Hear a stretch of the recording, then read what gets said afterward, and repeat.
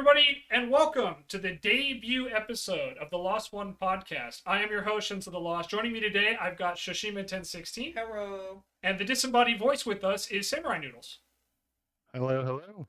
So today, honestly, I just want to start with, let's talk Twitch, right? I'm a Twitch streamer. I pretty much do that. It's my second job right now. Wait, you're a Twitch streamer? Yeah, no, it's weird, right? Oh. I wish more people would know about that, but hey, that's cool. We just hit 150 followers the other day, so that's pretty sweet. But Very nice. yeah, so and then SamuraiNoodlez also streamed on Twitch for a while. I believe you got out of your affiliate agreement at one point, right? And you started streaming on YouTube and on Facebook at one point, right? I did. It was actually really freeing to get out of the affiliate thing. Yeah, and it's funny too because Sean Bolin from Hangtime, he talks a lot, like the advice he always gives to any just starting off streamer is to not sign that affiliate agreement. And the reason why, for those that are not familiar, is the affiliate agreement, when you sign it, the trade is you get to get bits and subs for your channel, which are really cool because then you unlock like emotes and other things with it that are pretty cool, exclusive to Twitch. But that's also the downside, is that you are locked into all live content has to be streamed exclusively through Twitch. So it's a lot harder to grow your platform, and that's actually something that we wanted to talk about today, was kind of the pros and cons of Twitch as a system, what it does well, what it doesn't do well, and of course kind of the problems with the lack of competition. We were talking before we went live here about like how YouTube gaming is trying, but there's some problems with that system that we'll probably get into a little later in the podcast. And Mixer, of course, invested a lot of money into that. Didn't work out. And I don't think anyone takes Facebook streaming seriously at all. No. So, So speaking of the whole Mixer thing, and I know this is kind of like speculation, but did you hear about that thing with what was it, Dr. Disrespect? So all I know about Dr. Disrespect is he was mysteriously banned from Twitch, at least allegedly. I don't think that's ever actually been confirmed by either Twitch or Dr. Disrespect, like officially. So that's all I know. He was banned off of the Twitch platform indefinitely. Mm-hmm. And for the longest time, no one knew why. And in fact, we still have like speculation of what's going on. Yeah. Recently, and when I say recently, I mean within the last 6 months, they actually just settled their lawsuit about that. Oh, okay. I had not. I'm so out of the loop on that because Dr. Disrespect, for those who don't know, he's one of the very few Twitch streamers to have a character on stream and be successful. It's very, very rare for someone to go all into depth into a quote-unquote fictional character on stream and have the success that he does. I can't think of any, actually, outside of Dr. Disrespect who have done that. Everyone else is just playing themselves, basically. Yeah. So... But some of the stories I heard about that was pretty interesting in general. Just, now, like one of the stories was that, he was planning on moving to a whole different platform because, you had people like Ninja and what was the other big guy? I can't remember his name. Shroud. Shroud. There you go. Yeah, Shroud. Yeah. When they moved over to Mixer, and they got like this, they got this big payout to move over to Mixer. Yeah, like a huge signing bonus. Yeah, Ninja's, wasn't it like $1 million deal or something like that? It was a lot of money. At least, yeah. That thing was insane. Yeah. But they got these really big contracts. So, the speculation that I heard was that Dr. Disrespect was trying to move over there too, or he was saying that he was going to move over there, and like they got this big payout to move, or this big offer to move over there. But then he was using that as leverage against Twitch. Yeah. And then Mixer went out of business. Mixer went out of business right in the middle of their dealings. Yeah, I mean that sounds about right. we'll have to dive deeper into like what happened with Mixer and like why it failed. But yeah, that actually brings up a really good point in that Twitch is kind of the only real major streamer in the game right now. Mm-hmm. At least for live streaming content. YouTube is primarily their audience is primarily a pre-recorded videos. Yeah, but with editing, but and again, no one really takes Facebook seriously in their streaming game. Um, so and we can't. There's I'm sure there's other like smaller platforms out there, but like I know that Twitch just got or not Twitch, Twitter just jumped into the live streaming space with the Spaces, I think, or whatever they're called. oh, okay. Yeah. But it's like literally you can like invite. It's kind of like what like TikTok does with their live. But like again, none of those are really like what we call for like in the streaming space. Like there's live streaming for sure, and there's been some obvious uses for that. But as far as like the live streaming like gaming space or even like content space, Twitch is without a doubt the biggest player in the game.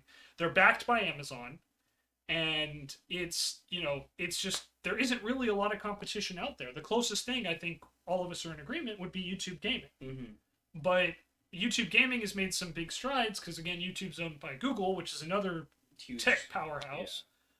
But at the end of the day, like you look at like the viewership numbers and the subscribers and the loyalty, it's again, it's no question. Like Twitch is the undisputed king of live streaming. Mm-hmm. And as but here's where that kind of maybe Twitch, when I think of Twitch, I think gaming. Yeah. There's no doubt about that. Yeah. And yeah, it does have other spaces, like maybe you can go into just chatting, which honestly is like the biggest one. Yeah. One of the biggest stations there. Yeah, just chatting is consistently the number 1, number 2, or number 3 like most viewed category. But also like it also depends. Like there's like meta, like Twitch metas, right? Like there was the Top Chef meta that just happened, which I am so like as a smaller creator, I'm so upset by that because you have like all these larger creators who like get like a 2-day slap on the wrist. And it's like for any of the rest of us, if we try to pull that, we get our channel struck down and we lose everything. Yeah. And that meta is so frustrating. But like before that, it was like the hot tub meta was a big thing that actually got so big at one point that Twitch was forced to create its own category for it, which is super strange. And like after that happened, I have like never heard anything about it again. But yeah. But this is what I mean. Like just the general consensus. If I want to watch someone game, then I go to Twitch. If I want to watch just anything else live streaming, even though Twitch has those options, I'm going to YouTube. Yeah, that's interesting because I honestly don't know much about like the YouTube live streaming experience other than YouTube gaming has literally been on the verge of collapsing 3 times. Yeah, but I mean that's their gaming section, and for obvious reason. Like, you want gaming, go to Twitch. For anything else, like if I want to watch, like if I want to learn something from Adobe or something, I'll go to them. Or maybe my favorite creator is live streaming that doesn't do gaming in general, then I'll go there. The only exception to this rule, and I think we can all agree, is Linus Tech Tips. They can stream just about anywhere and get a big following. Doesn't matter where. Yeah, I honestly can't. I honestly can't speak to that. I don't know much about Linus Tech Tips. Biggest tech tuber on YouTube, and they even have their own platform. Yeah. Well, they're technically 2 separate entities at this point. They had to be, but yeah, no, they'll stream their live stuff on both Twitch, YouTube, and their own platform, which is Floatplane. But so you'd have to be. Oh, I was gonna say so maybe you can answer this, but like my understanding is that like even YouTube's live streaming gets way less viewers on average than Twitch. Is that not correct? Like even when you include all the other content? It really depends on what you're looking at. Yeah, because that's Because the thing is obviously like we don't have the numbers in front of us, right? yeah, But like my point when I'm uh, talking about like Twitch and live streaming is that when most people think of live streaming, Twitch is the site they think of. With YouTube, it's VODs. And hmm you know, like you are quite literally the first person I've ever heard say, "I will go to YouTube to watch live streaming." And that obviously doesn't mean much. I don't talk to a lot of people, but it's just something that I'm just like I'm so fascinated by this take because it does kind of undercut the narrative, right? That Twitch is the number one live streaming service, at least a little bit.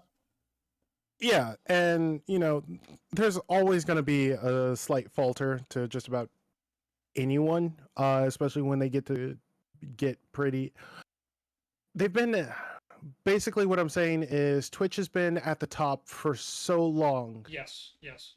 that innovation isn't really on the top of the list. No, no, and actually, I'm glad you brought that up because that was kind of my point when I was talking about like how they're the number one, and then what I thought you were going with like YouTube after we talked about like Ninja and Shroud was Ludwig.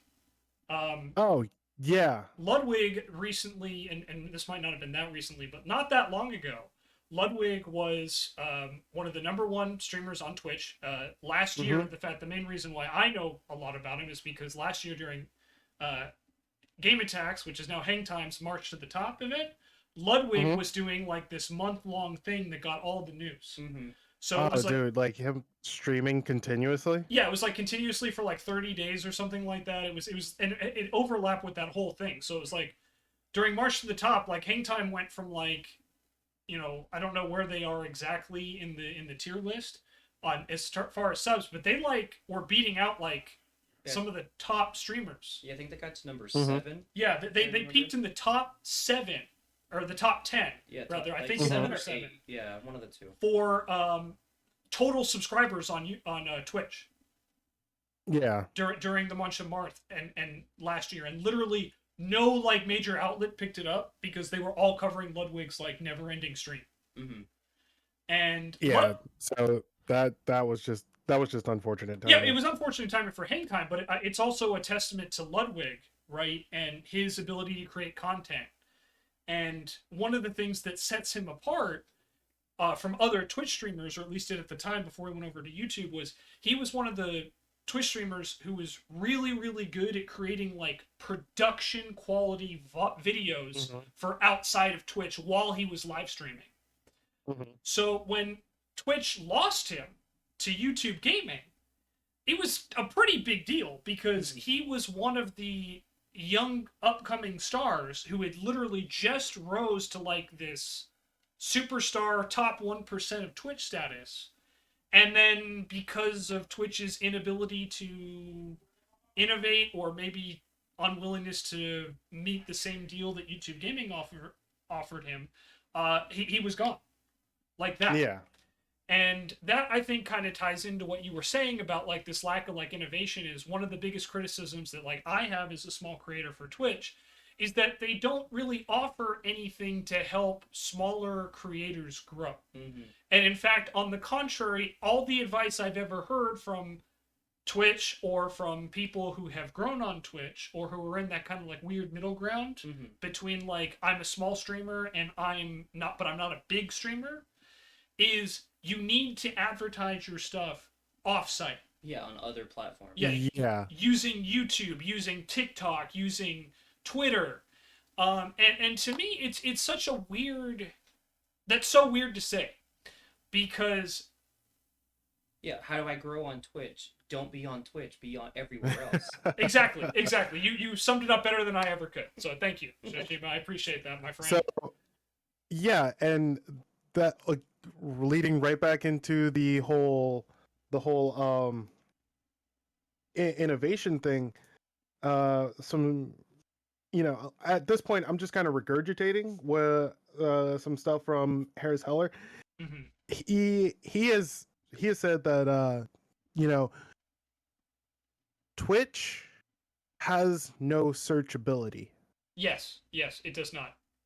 When you go to Twitch, how often are you looking for someone new to follow versus how often are you just watching someone you already know because you've seen their bed of content? Yeah, exactly. Yeah, like every time I go on Twitch. Yeah. Yeah. So YouTube, on the other hand, is a huge search engine. When you think about it, when you want to look, say, at a review of a product, or you look up a product in general, first thing you might, Google, and then the next thing you might hit up is probably YouTube because you want to see how it works. Mm-hmm. Maybe you hit a personality that you're like, hey, this guy is cool, let me look at his other stuff. Yeah, I'm sure it helps too. Google pushes YouTube videos when you search anything anymore. Yeah. Oh, absolutely. That also helps, but I think to Samurai's point too is that Twitch doesn't have that feature at all. I'll even go an argument. It actually actively works against it because when you do use Twitch, because you can sort by category of like what they're streaming, right? But like just chatting could literally be about anything. Yeah. And there's no way to further narrow down your search results. You can use tags, but tags I find are super unreliable. A lot of people like have tags on everything. Yeah. They try to hit the widest range possible, right? It's kind of like why YouTube is deprioritized keywords on their videos. But the biggest thing is it's like, but even then when you like go through all those filters and like, let's say you're using the category and then you're using the tags, the default search is still by who's most popular in that category. It's still sorted by viewership by default. And yes, you can go in and change that, but there's a rule in like web design. If you can't find anything in 3 clicks, it's bad design. And at the end of the day, it's like when you are having to search through and then scroll down past all these much bigger names, people like, for example, Chilled Chaos, Ray Narvaez Jr., Bruce Green, whatever it might be, Critical Role, for Dungeons and Dragons. It's like, it's really hard to kind of like go through because it's like, well, you want to see whatever, people naturally want to go to the place that's more popular. So how do you build that up? And that's something that I, as a small creator, am still trying to figure out. But again, it's like when the answer on Twitch is you have to diversify your content using other platforms, it's not a very reliable business model. And as we've kind of seen, like with Hang Time, and for those who are new and watching, Shoshima and I are big Hang Time fans. So we're going to talk about them a lot in the future. So just fair warning. Yeah, be warned now.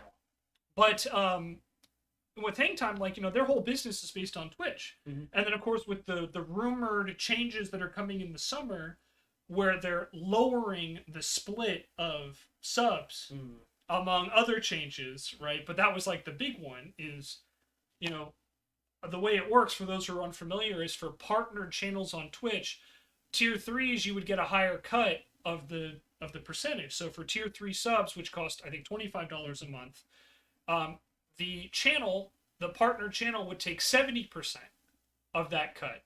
Then for tier 2s, it's 60%. And then at tier 1s, it's 50%. And some of like the higher channels, I think like Chilled Chaos and Ray Narvaez Jr. are 2 examples, they get a 70% cut all the way down, but I've heard that Twitch no longer offers that to their new partners. It's only for long-term partners that were able to negotiate that before. So can I back this up just a little bit more, kind of going with Hang Time a little bit? Sure. So, Wait, who's Hang Time? I don't know anything about it. Sorry.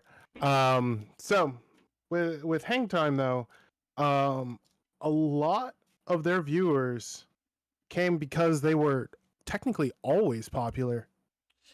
Because so that was the case 2 years ago. That is no longer the case now.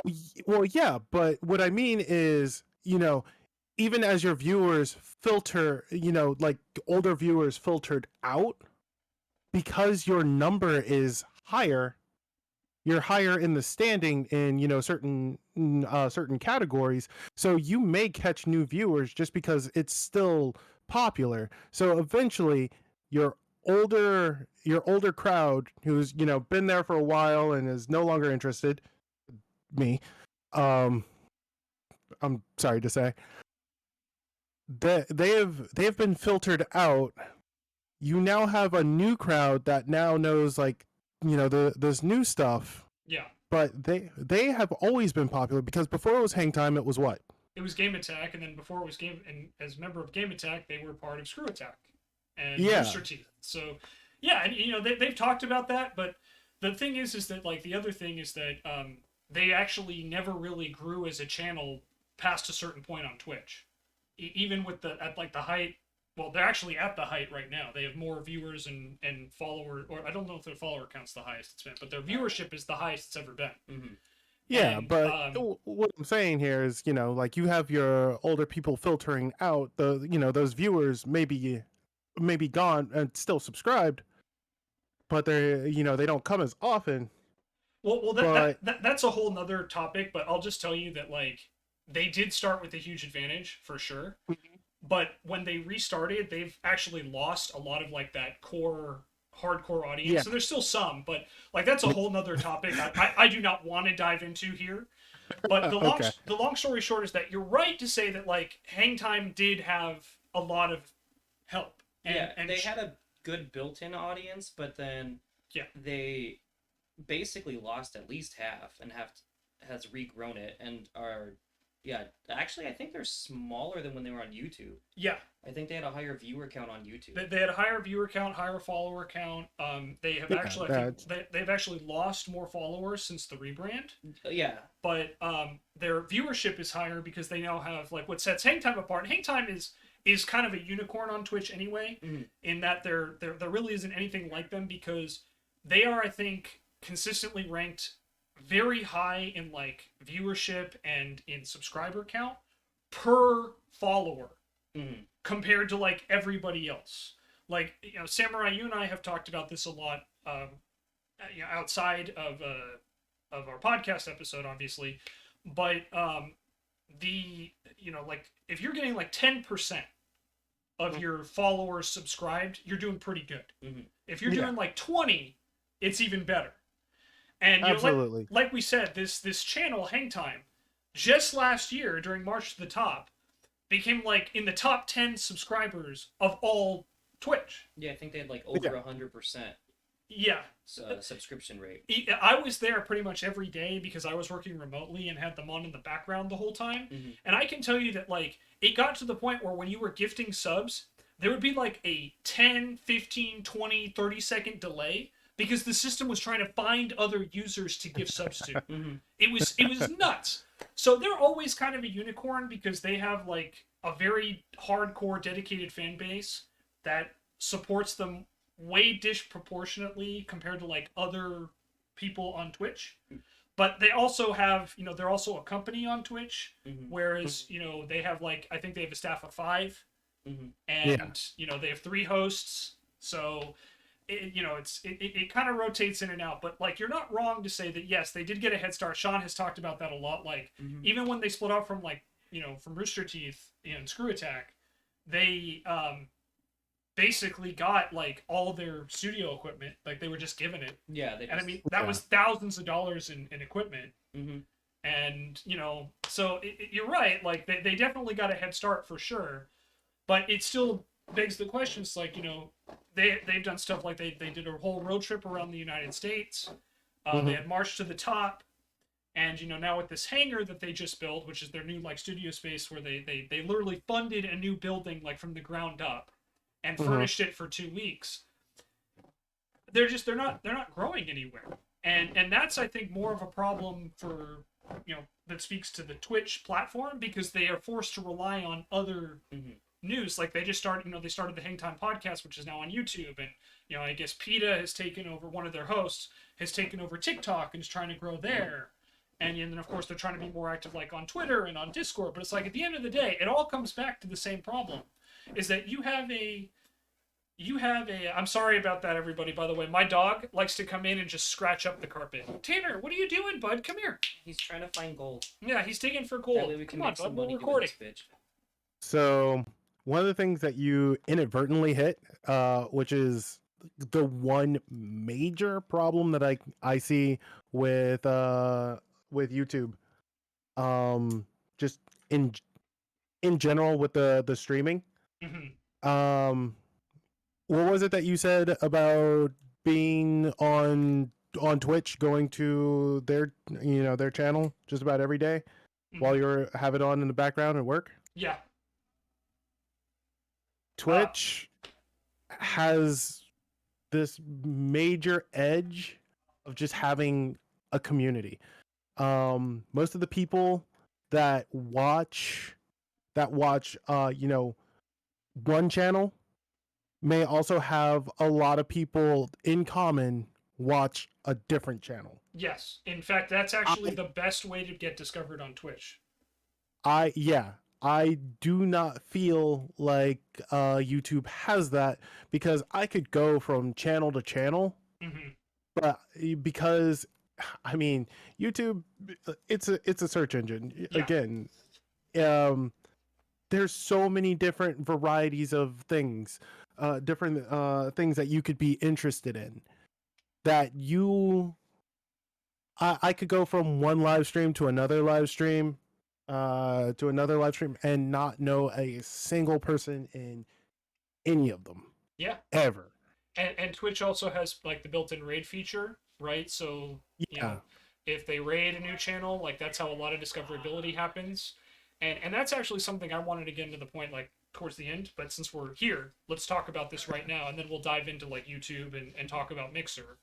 But it's, you know, and please feel free to chime in, you know, at any time. But the way I see it is there's only really 3 ways you can grow on Twitch, and 2 of those ways are not something that you as a creator have control over. The first way is you get taken notice of by a larger streamer, someone who's already established, already there. Whether it's someone like Bruce Green or Ray or Wubby or, you know, Chilled or Z Royal Viking, whoever it might be, right?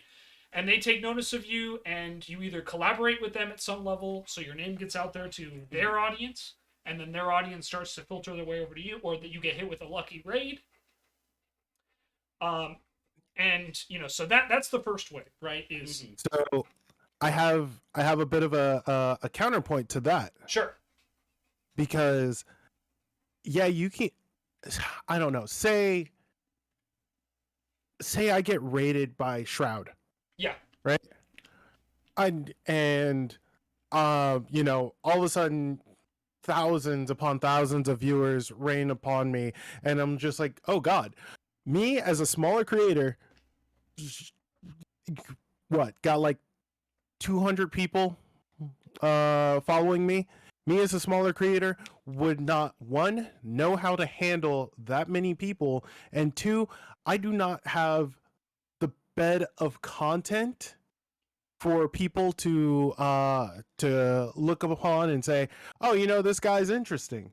Sure. Maybe I wanna keep watching. So yeah, you may get those initial follows and whatnot, but the viewer fall off will just drastically change. Now again, that could change, but that's the case. That's the case regardless, right? Yeah. So all I'm talking about, like within context, just to be clear, is how to grow on Twitch, not necessarily to sustain it, or to keep it going, which is I think where your point is. Yeah, because I mean, if you want to grow on Twitch, you also would like to, you know, stand on Twitch because you're there for a reason. Yeah. So, but what I'm just saying is that, like I said, it's like if you collab with another, you know, another higher level streamer, that's a good way for your channel to get noticed. That, as we've already talked about, Twitch doesn't really offer for smaller streamers.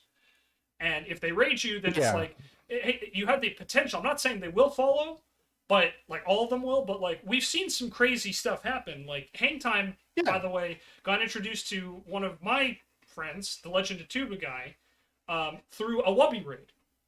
And Tuba promptly came in and like single-handedly funded an entire Breath of the Wild playthrough for them. Wait, a Wubby raid? A Wubby As in raid. pay money Wubby?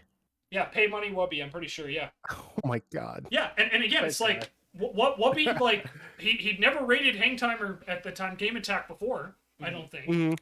But that's what I'm saying. It's like it's up to chance, and that's why I said it's not really something that you as the creator have control over. If a larger creator takes notice of you, and in counterpoint to my own point I just made, there's no real incentive for larger creators to work with smaller creators on Twitch. Not at all. There really isn't. Yeah. So it's like it's very rare. Like Bruce Green is a great example. Party Peta, who's one of the hosts of Hang Time, I found out about him through Bruce. Mm-hmm. And Bruce has done that with a couple different people, where he streamed with people who are much, much smaller than him and way less successful. But Bruce is pretty much like the only one I know who does that. Everybody else I see, because like Hang Time, I've mentioned Ray a couple times, right? Hang Time and Ray have collabed a couple times. But, Ray has a much larger audience on average. I think he has like 1,000 viewers on average, where Hang Time has like 230 or something like that. Yeah. So it's not like a huge difference, but I think Ray and like Sean have some kind of connection, because I think Ray was part of Achievement Hunter, and I think all that was under the Rooster Teeth banner together at one point. But I don't know for sure. But regardless, it's like, yeah, there's not a lot of incentive for the larger streamers. So the second thing, which is also out of everyone's control, but will kind of tie into my third point, is you have to have something go viral, right? And virality, as we've seen, it seems almost totally random. There really isn't a science behind it. It's just something catches fire, people share it enough, and it goes up. But like, how many things actually go viral? And then, like, to your point, Samurai, how many things after it goes viral, continue to sustain that momentum, right? Like, let's. I have the perfect example of going viral and then just really falling off. Like, trying to capitalize on it, but just falling short. Yeah. And I'm pretty sure you guys might have other examples as well. Lena, I don't know if you remember her. Yeah, the name sounds familiar. She was that that stalker girlfriend meme. Oh yeah, I remember that. Yeah, okay. Yeah. So like I found her channel eventually. Yeah. And I looked at her content and I was just like, she was genuinely pretty cool for about 3 or 4 videos, but now granted she tried to put out a lot of content, but just genuinely wasn't interesting. Yeah. And again, not everyone's content's for everybody. That's one of the hard part about being a content creator. But yeah, but even still, like, she had a viral moment, and that didn't necessarily translate to success. Long-term success. she fell off pretty hard. Yeah, and I mean, there's lots of stories like that. Yeah. Yeah. And that's what I'm saying. Like, you guys probably have some, some that you might know, some people who went viral and then fell off. Oh yeah, I mean, I have some creators I know who created in popularity, and they either did it because they lost interest in what they were doing, or they said something stupid and people got pissed at them, and there's a whole lot that can go wrong, when you're being a content creator, and I'm not a big believer in like cancel culture. I'll just come right out and freaking say it. I don't really believe in cancel culture, because if cancel culture did exist, there would be a lot of people who would not still have careers. That isn't to say, though, that public opinion can't sway. Like, that's two different things. If people be stupid, you're going to isolate people. That's just the reality of the situation. And sometimes you'll isolate people without even trying to. Because, I think someone said this about Twitter. It's like the internet is one of the only places where you can say one thing and then people will get mad at something you didn't even mention. So, you got to be careful with that. But again, like, sustaining is another story, right?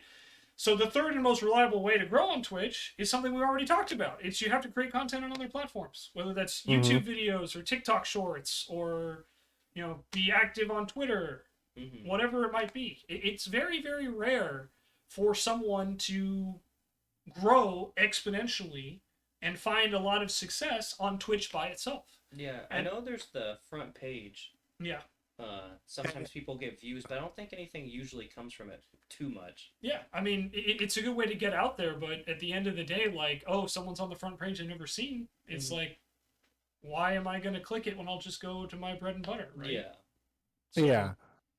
And so that kind of leads me into another thing. There's nothing. You've heard me say this before. Mm-hmm. There's nothing inherently interesting about a live stream. No, there really isn't. There really isn't. In fact, you could be the most popular live streamer on the platform. Doesn't matter what it is. If I come into your room and you're on like a dull spot of like whatever you're doing, or you're just highly focused into the game that you're not really, paying attention to your chat, I'm probably going to click on someone else. Mm-hmm. Yeah. So again, that bed of content is really important. Yeah, and like Sean has been a big advocate. Sean of Hangtime has been a big advocate of like chat interaction is like the number one priority. Mm-hmm. That's why their setup is they have one host who's playing a game, and they have at least one other person there at all times who's just to read chat. Yeah, just to read chat and interact. So completely understands that. Communicate with your audience, talk to them. Yeah. The flip side and the exception to that though is if you're like really really good, like we're talking like top percentage of whatever game you're playing, because then people aren't coming there for chat interaction. Yeah, they're coming in there to watch you freaking stomp on fools. That's why like in League of Legends, the professional like ranked climb is like one of the number one things like literally everybody does is they're just ranking up new accounts into Challenger. Like, so that now brings another way that you could grow pretty good on Twitch, and we talked about the one way of just interacting with chat, but yeah, like you said, the exception, and this is the other way, is be really freaking good at what you're doing. Yeah, and and that's two very different audiences, right? Mm-hmm. But it's still a viable strategy, and we've seen that from a lot of like former professionals. Like, well, apparently that's how Bruce noticed PETA, right? Was Apex skills? Apex? Yeah. Mm-hmm. Yep. Yeah. If you're just really freaking good, people can ignore the fact that you're not talking to them because you're pulling off some shit that they're just like, holy crap, yeah, this is amazing. Well, 1v3s is the highlight reel, right? The proverbial highlight reel. But again, it's like realistically speaking, how many players in any given game can be at the top level? It's a very limited pool, and then how many of those players have the charisma or the presence or the awareness, right, to network themselves and branch themselves out to create a successful, consistent Twitch stream. Yeah. And like using Shroud, again, that dude does not have to create content. No. Guy's just exceptionally good at just about any FPS game that he touches. Yeah. And granted, his content back then was the fact that he was a professional player in, I believe it was Counter-Strike. Yeah, I think he was a professional Counter-Strike player, and he was like, I think he was considered to be the best, if not one of the best, like of all time. So, yeah. That's his bed of content. Those days are long gone, but obviously because he's so freaking good, he's still able to keep that viewership and continue to go.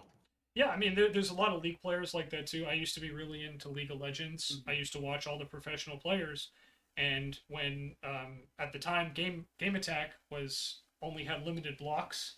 They had the three 2-hour blocks for a while, and they can get overtimes, but they almost it wasn't guaranteed.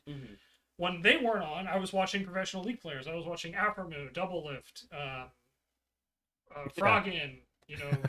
Just name three. I think out of those three I just named, I think Aphromoo is the only one who's still in the LCS. No. Is he? Yeah. Oh, man, those are some names that I haven't heard in a while. Yeah. I haven't played League or watched anything League in a while. Yeah, I had to stop, but that's another story. But I used to play League for its welcoming community and well-balanced gameplay. Yeah, there you go. By the way, community still hasn't got much better. Just want to throw that out there. Based on what Hiseo tells me, like every night when he comes out after he's playing, it has not improved at all. So still some salty ass bitches. Yeah, still salty. So, yeah. So we talked a lot about Twitch, so let's talk a bit more about like YouTube. So Shoshima, you probably haven't noticed, hasn't said a whole lot this far, but that's because Shoshima doesn't stream. He is a viewer, but his job actually prevents him from watching a lot of live stream content. So YouTube is kind of more his bread and butter. So I want to get Shoshima more involved in the conversation here. So YouTube, you know, as I'm sure all of us know, founded on uploading videos to the internet. That was what it was created for originally. It still is that largely today. Naruto on YouTube back in the day, but that's beside the point. Lots of Naruto, lots of pirated Japanese anime, right? Yeah. That was obviously before the DMCA crackdowns. Yeah. When they had to upload it in 3 parts per episode. 3 parts, 18, dude. 3 minutes. Yeah. You know? Yeah, the 3 minutes, and then they extended it to 10, which is where they could go to the 3, the 3 parts. Yeah. Yeah, now of course you can post like 24-hour videos. Yeah, exactly. Yeah. Which is pretty crazy to think about. I think Pokemon did a 24 or 48-hour live stream before they announced Sword and Shield. Yeah. On YouTube. No, so before we get into that just kind of leads me into one of the longest live streams to ever one of the longest VODs, I should say, because it was a VOD of a live stream to ever go on to YouTube, was actually from one of those chilled cow stations, or like the lo-fi station. Yeah, all the lo-fi stations. I love those stations. Yeah, because one of them went offline accidentally, and it uploads everything after you go offline. I cannot believe YouTube didn't reject that VOD. Dude, I can't believe YouTube's system did not catch that. That is hilarious. That was like 3 years worth of streaming to upload onto YouTube, so it's like one of the longest VODs. Uploads ever. Wow. Yeah. Didn't it take like 3 years to upload to YouTube? I'm so sure. Oh man. That was just a side note. But yeah, go ahead, Shoshima. What? Just about how I watch YouTube? I was like, yeah, what professional podcast, everybody. We are so on top of this. Professional. Yeah, what do you got to talk about YouTube? Like, as a watcher, yeah, what do you think? We're talking a lot about live stream content, but what do you think are the advantages of that YouTube holds over Twitch as far as their live stream content, if there are any, or do you think it's mostly a disadvantaged thing and they're trying to crawl up from? What do you think? Honestly, I haven't watched any YouTube live streaming since it was Game Attack back in the day. Yeah, I know they've been trying to grow it back and forth, but I only hear what Sean talks about. Okay. I normally just watch YouTube for VODs, honestly. Yeah, I don't normally go there for live content. I think that's what most people do, and again, I've talked about it, is Samurai, you're obviously the exception to that, right? But yeah, and I'm sure there's more. I just for me, it's and maybe this is my bias as someone who's literally been a part of YouTube since it was created. I never think of YouTube as a live streaming service, and YouTube gaming. The biggest issue I've heard from creators on there is that the communication is even worse than Twitch's, which is pretty hard to believe given that Twitch has basically gone radio silent as far as communicating to any creators that are not its top 1%. Oh, okay. But see, so one thing that I'm noticing is you constantly say YouTube gaming. Yeah, well, that's what it was called originally. Yeah, that's what it was called originally. Yeah, that was their live streaming service, and that should tell you how familiar I am. I don't even know what the hell it's called now. I mean, honestly, it's just all YouTube at this point. Okay. The gaming is a subsect, huh? I know they were pushing YouTube TV and trying to do stuff like that, but I think that's. I don't know about that one. Service, yeah, right? That's a whole different thing. I'm pretty sure that's live TV. Wasn't it YouTube Red? Well, there's YouTube Red, which I think. There's a more premium Red that gets you actual live TV. I could be totally wrong. Okay, so we all know Google is bad at naming conventions. We also know that they're really bad in general with coming out with a product, supporting it for, a bit, not innovating on it, and then all right, it's clearly not working. We're done. Yeah, we're giving up on this. But we're going to use what we learned for this new service. So just about everything that has been chopped down has just been eaten up by YouTube in general. Okay, so YouTube gaming is now just part of YouTube, and it's now a subcategory. That's what I'm getting from this. Yeah, pretty much. So YouTube. So YouTube gaming, YouTube's just chatting. It's a subcategory that they have. I mean, hell, look at their music thing. Google Play Music is gone. Yeah, it's all now YouTube music now. It's all YouTube music. Mm-hmm. And the service that you're talking about, YouTube Red, got renamed and is just basically YouTube Premium. Oh, okay. Granted, I really like YouTube Premium just because, you know, like no ads. I get the music for free, or it's bundled into my payment thing. So I think I think they did a really good job. Granted, a lot of things had to die for it to even get to this point, but I think they did a really good job on what's the word? Improving, innovating. Yeah, just innovating everything, just going straight into YouTube. So it's a search engine for a lot of things for me, including music now. So it's funny you mentioned music, because that's actually something that I wanted to bring up, and when I was talking about like advantages, that's kind of one of the things I was hoping someone would mention. Is YouTube, don't they offer now like a whole music library of like DMCA free tracks? Yes, they have a YouTube studio that you can get your music for. Like if you're creating content, it's free music for you to use out of their library. But I think it has to be only on YouTube, right? Yeah, because I don't think Twitch has access to like those rights for obvious reasons. It's a good incentive for YouTube to make you create for YouTube. So that's actually what I want to bring up to build on your point, is that DMCA has been a huge problem for all live streaming and VOD content creation, right? Yeah. Everyone. And it's you know, I'm not here to discuss. We'll discuss DMCA probably on another podcast episode in the future, but that's something that like a big criticism has been labeled to Twitch for, is that they basically told creators, you're on your own.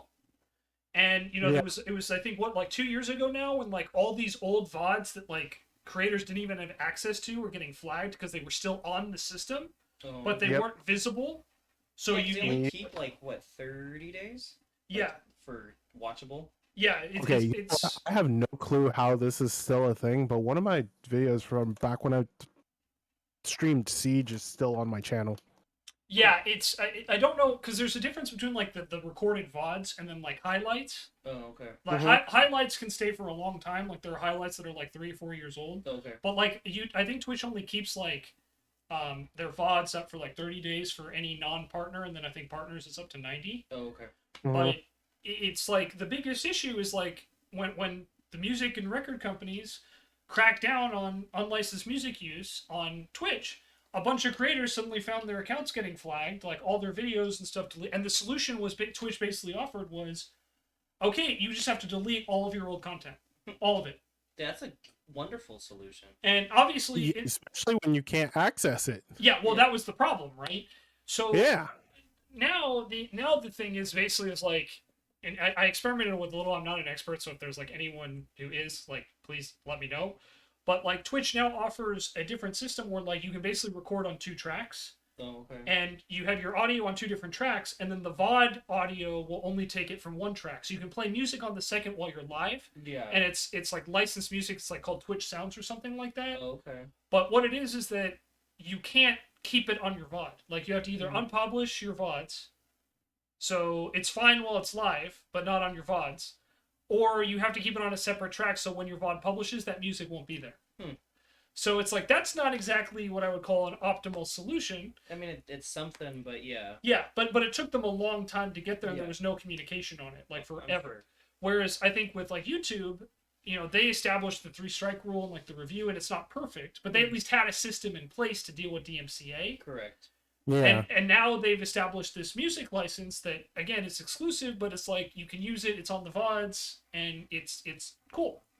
Whereas I don't think Twitch has offered even anything remotely like that for us. Like, yeah, they have the Twitch sounds, but like I said, I'm pretty sure you have to put it like on track 2, and then that music doesn't appear on your VODs. Okay. So like if you wanted to create like content around that music, the only really way you can do that is either by owning it or not having it on your VOD. Oh, okay. So you want to get big on Twitch, create music for other Twitch streamers to use. Yeah, which we all know how successful that can be, right? Yeah, I mean, with Twitch in such a disarray state when it comes to their music, wasn't it? It's like open season. Metallica, they got DMCA on Twitch for playing their own song. Yes, they did. Yes. Yeah, they got DMCA'd for unlicensed music of their own songs during BlizzCon. Yeah, during BlizzCon. Yeah, I was gonna say it was during some convention when they were streaming. Yeah, and now it's like, it's so bad, right? The game companies are now putting a quote unquote streamer friendly mode. Oh, I know. Yeah, because Guardians of the Galaxy did it, but then on the top of your screen it says streamer mode the entire fucking time. Yeah, and then Back for Blood is another one. Oh, okay. Because there's a what is it? It's a mission where you have to like turn on a jukebox, and the jukebox plays a DMCA song. I couldn't hear it because on my game I had to switch it to streamer mode, and I just got some like generic rock song. It was okay, but it wasn't great. Yeah. But yeah, it's like that's how bad things have gotten, and it's like, yeah, Twitch, for whatever reason, they don't want to take any action, whereas like YouTube at least has made they're at least given a third option, and it's not, I don't want to say it's a great option, but it's something. Yeah. And Twitch has been really slow on like dragging its feet there, so and it might sound like I've really dunked on like YouTube's live streaming service, but it's like the reality is they're number 2, and they're not, in my opinion, anywhere close.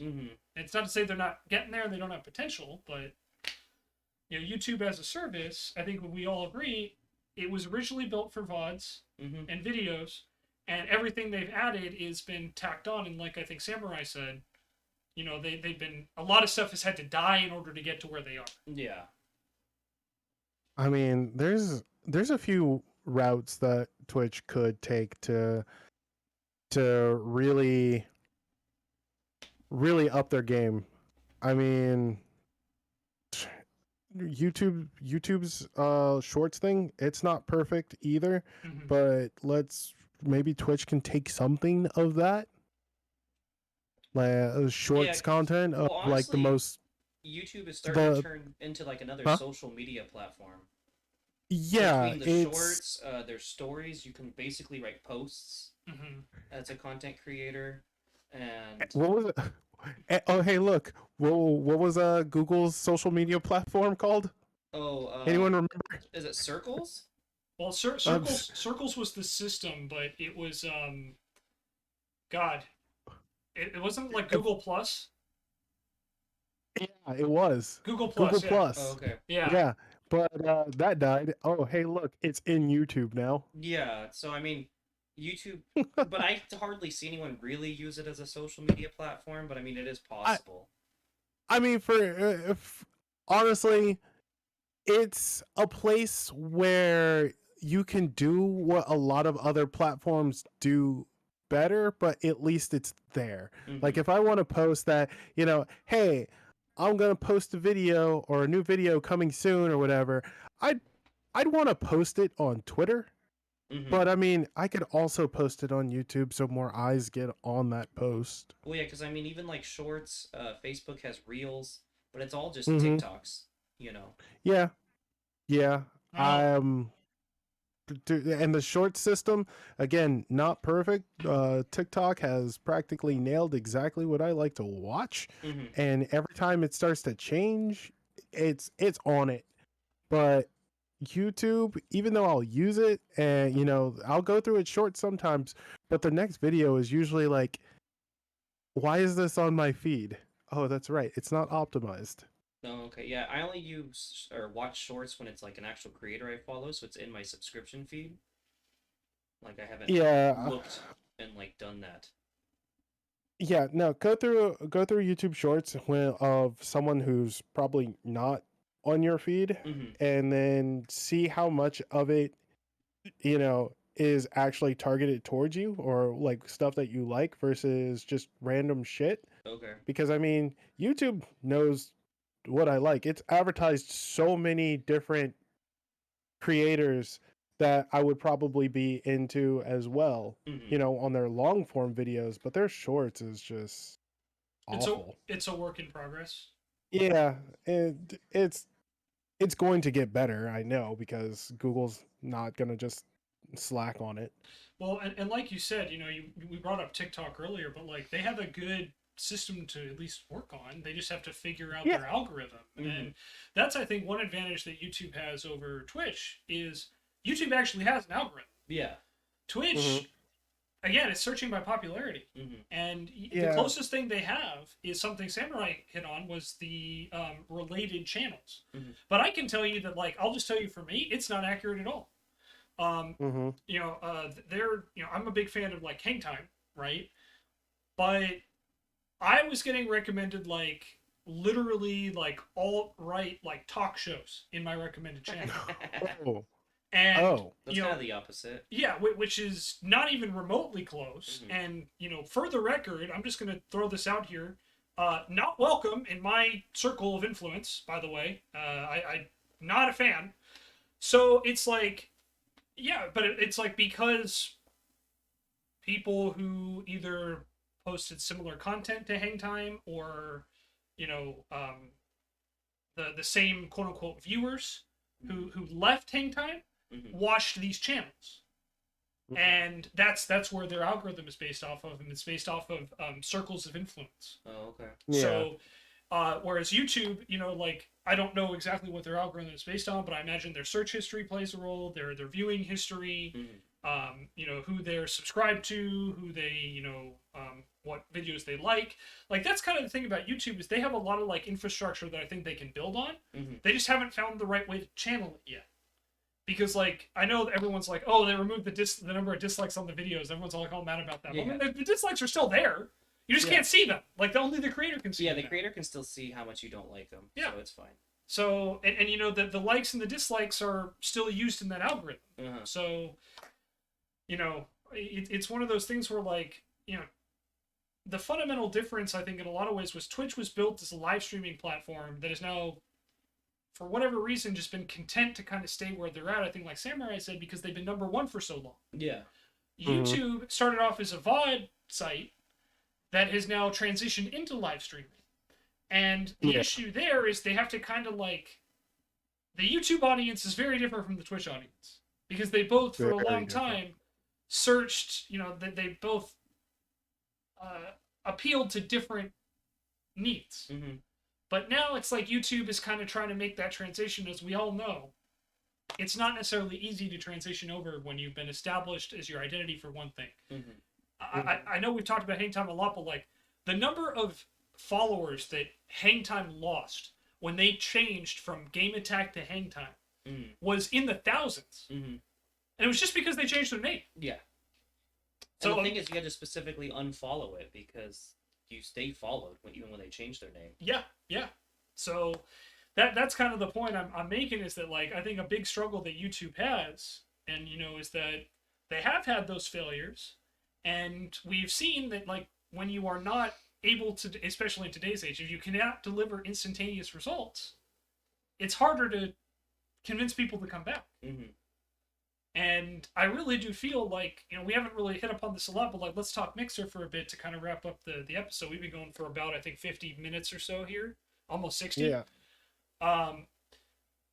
Mixer failed precisely because they couldn't attract anybody. And I think the idea, and it's the same thing kind of like with Facebook, right? Is that Facebook is, I think all of us agree, has kind of been overtaken by people who just, they're either showing off their lives or talking about angry rants on politics or whatever. I know my wife will use Facebook to like watch people do crafting stuff. Yeah. Because it's easy. She's already there. Yeah. In other groups, so. Yeah, and there you go. Like, that's pretty cool. I feel like Facebook has a sense of community as well, which that, is a little bit more.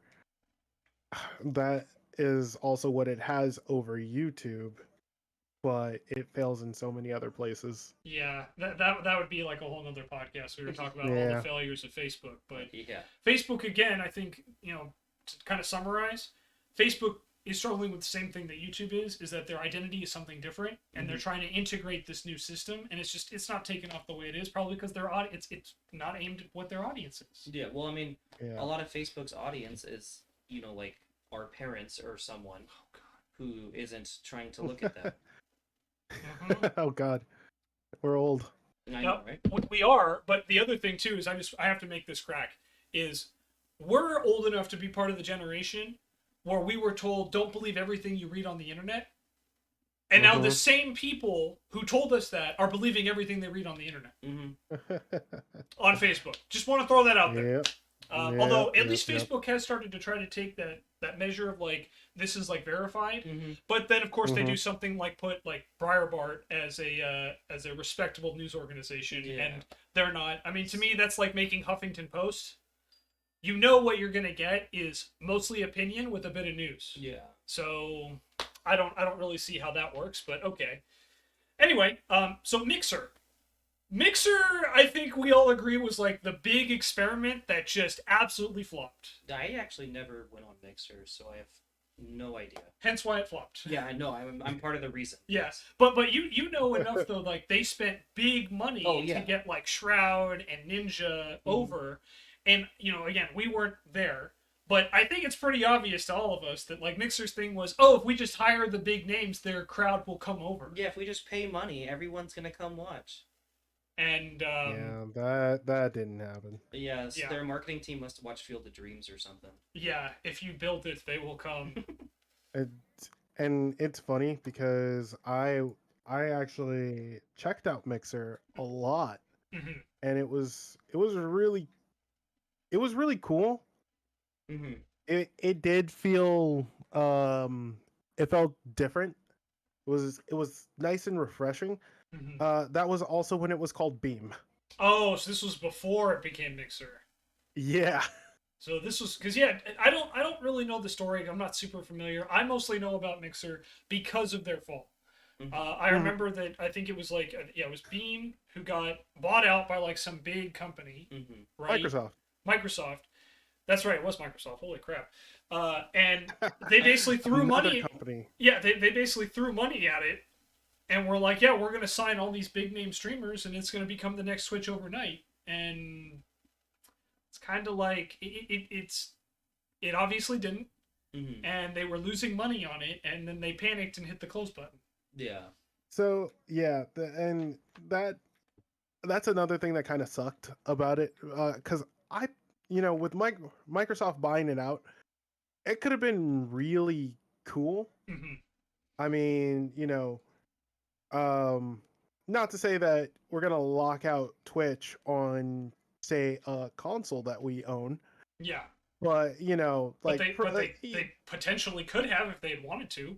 They really could have, but that's kind of anti-consumerist. No, for sure. But I mean, it's Microsoft. Their like whole business is anti-consumerist. But let's be honest. Like, for those that don't know, look up the controversy when Windows 10 first launched. That's all I'm gonna say.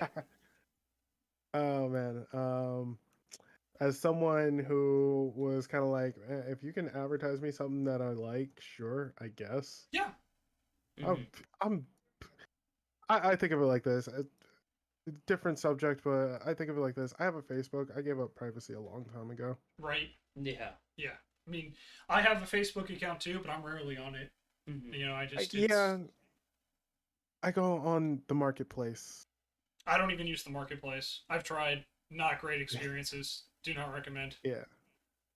But it's but that's the thing is like with Mixer, it's like I think we all agree Mixer had a lot of potential.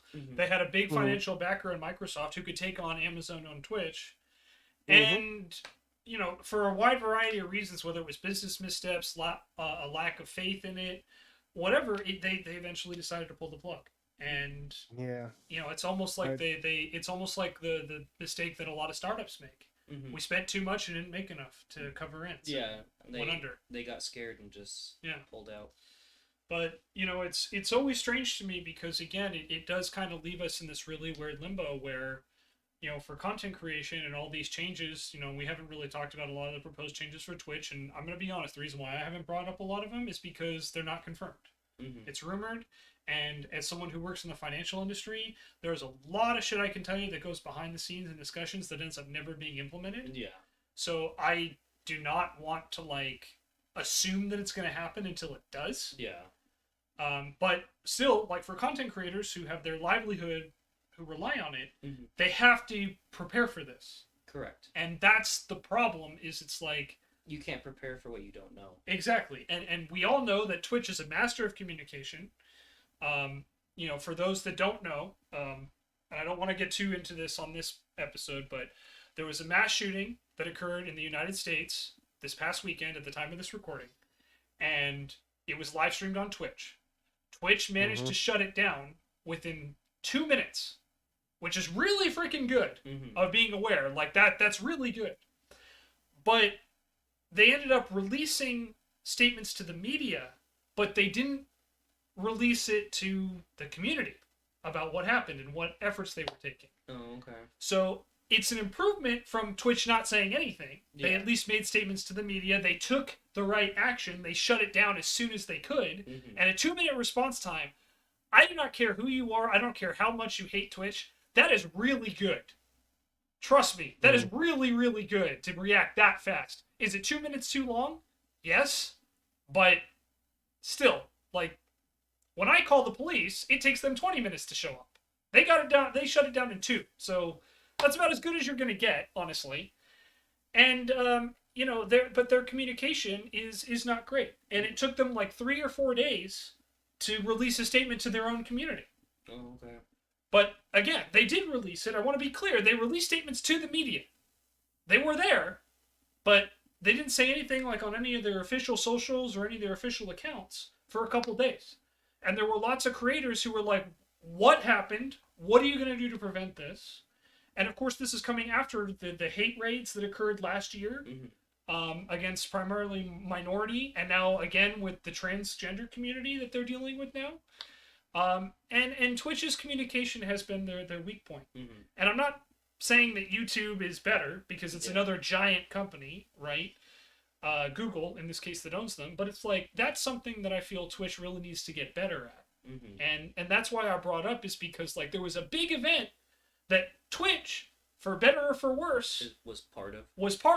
And again, they were not conspiracy. Some psychopath decided to use their platform to live stream. We've seen it on Facebook. We've seen it on YouTube. But they chose Twitch this time. And you would think, as a company, we should probably put out a response, which they did, to the media. But we should also talk to the community and at least reassure them that we are taking steps, or this is the action we took to prevent this from happening. And it's something that I think really speaks to Twitch's mindset about their community. They were more concerned about their public image, which is fair, not so much their community members. And that's kind of where this weird dynamic has come from. And we've seen time and time again, Twitch was heavily criticized for not doing anything to stop the hate raids, or at least not communicating. I'm sure behind the scenes, the engineers and all the people who were working on it were trying to get something done to solve that hate raid problem. Yeah. But they weren't communicating, so no one knew about it. And silence is pretty deafening, especially on topics like that. So it's something that, I want to be clear, because I think out of the three of us, I have been the most critical of YouTube. But I want them to succeed. I really do, because Twitch needs competition. Yeah, competition is good. They need to be knocked off their pedestal. And, for those that don't know, I'm a big wrestling fan. That's what happened in the 90s with WCW. WCW came in and punched World Wrestling Federation, now known as WWE, in the face. And we got some of the best content out of that. Competition is good for the consumer. And I'm really, really hoping that Twitch will take, I don't expect anyone at Twitch to watch this podcast, but hey, if you do, hi, Shenzo the Lost, twitch.tv/Shenzo the Lost.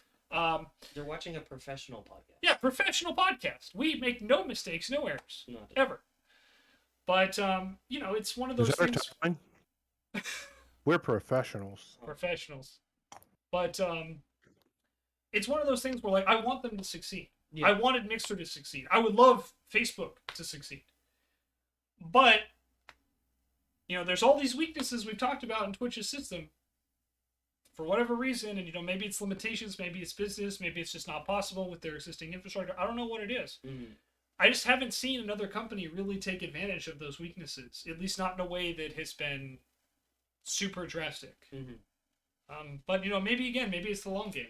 Like Samurai said with Google, if they keep slowly building up YouTube, yeah, eventually it'll get there. Yeah. So maybe that's the thing. Maybe we're just being too impatient. Usually that's how it is nowadays, isn't it? Yes. I believe I talked about it earlier in this podcast, actually. Yeah, instant gratification. Mm-hmm. But yeah. So any final thoughts on live streaming on Twitch, YouTube, Shoshima? Not really. Thank you. Professional podcast. Yes. Thank you. How about you, Samurai? Just to sum up a little bit of what we said, just create content on other platforms. Yep. And you'll have a bed of content that people will watch, and it'll inherently bring in viewers to your Twitch. Honestly, it's just, hey, this guy makes this content. I kind of want to get to know them better. That's all Twitch is basically, hey, you getting to know the content creator you watch. Mm-hmm. Yep, well said. Yeah, I think Samurai summed it up pretty well. Again, my experience as a small-time content creator is I have seen pretty substantial growth this past year. I've only been streaming for like a year plus, a little bit over a year. And I went from, 0 to 152 in that time, which is not bad. Mm-hmm. But, it's been tough. I usually get it's been like nickel and diming the whole thing, like 4 viewers a month, 4 new followers a month, 6 1 month. So it's tough, and that's a big part of the reason. Full disclosure, why I wanted to do like this podcast is to create more content outside of just the traditional live streaming space, because that is the way to grow on Twitch now. And if you want to be a content creator, take that first step. But my advice would be talk. Even if you don't have any viewers, talk to your chat, talk to your community. Practice at it, because that engagement is what's going to keep people coming back. So that's really all I have to say. Shoshima, where can we find you on socials? Oh crap, I have socials. And I'm pretty sure it's at Zach1016 on Twitter. Okay. If anyone actually cares. Yeah, well, if you want to follow Shoshima, it's at Zach1016 on Twitter. I'll put it Zachary1016. Zachary1016. Zachary 1016. Doesn't even know his own socials. No, I don't. I go log in. I don't have to know him. Professionals, guys. We're really good at this. Samurai, how about you? Where can they find you? You can find me on Twitter. It's going to be SamuraiNoodlez. That's noodles with a Z. I'm also on Twitch. Haven't been on there in a while, but I'm planning on coming back. There you go. Heard it here first. Yep, heard it here first. Breaking news. And as for me, you can find me at Shenzo the Lost pretty much everywhere. TikTok, Instagram, Twitter, Twitch. Please follow me on Twitch.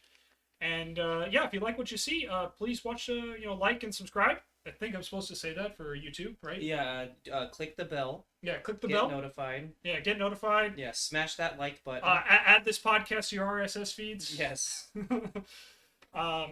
But yeah, thanks again very much for watching. This again was the debut episode of the Lost One podcast, episode 1. Let's talk Twitch. Hope you guys have a wonderful time, and we'll see you next time right here on the Lost One podcast.